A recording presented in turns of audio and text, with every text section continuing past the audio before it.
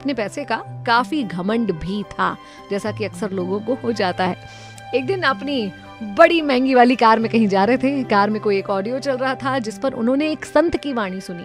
उसमें वो संत ये कह रहे थे कि इंसान सारा जीवन पैसे के पीछे भागता रहता है, पैसा कमाने के लिए कुछ भी करने को तैयार हो जाता है। कुछ लोग तो गलत काम करने को भी तैयार हो जाते हैं, क्योंकि वो इस सत्य को भूल जाते हैं कि वो इस पैसे के एक अंश को भी अपनी मृत्यु के बाद अपने साथ नहीं ले जा पाएंगे।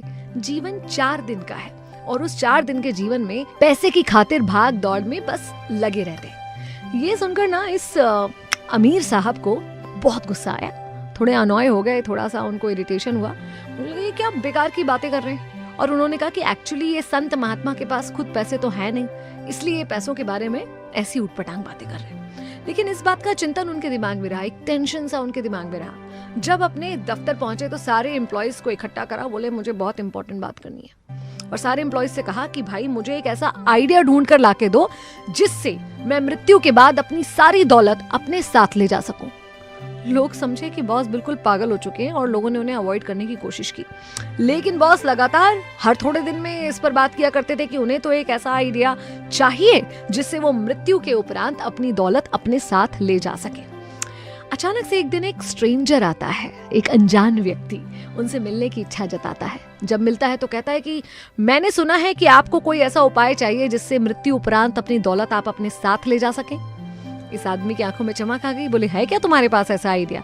उसने कहा हाँ, एक लाजवाब आइडिया है मेरे पास। इनने मन ही मन सोचा कि सारी दुनिया मुझे पागल समझ रही थी और फाइनली कोई व्यक्ति आइडिया लेकर आ गए। बहुत खुश हुए, बहुत उत्साहित थे, आइडिया सुनने के लिए बहुत उत्सुक थे। बोले फटाफट से मुझे बताओ कौन सा आइडिया है तुम्हारे पास।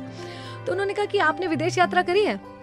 बोले हाँ, लगभग सारे देशों की यात्रा करी, दुनिया का कोई ऐसा देश नहीं होगा जहां मैं नहीं गया। तो बोले अच्छा ठीक है, बड़ी अच्छी बात है। जब आप यूएसए गए थे तो यूएसए जाने के पहले आपने क्या किया था? तो इन्होंने कहा कि मैंने अपनी करेंसी को कन्वर्ट किया था, भारतीय रुपए को अमेरिकन डॉलर में कन्वर्ट किया था। बोले अच्छा, आप यूके गए हो, यूके जाने के पहले क्या किया था?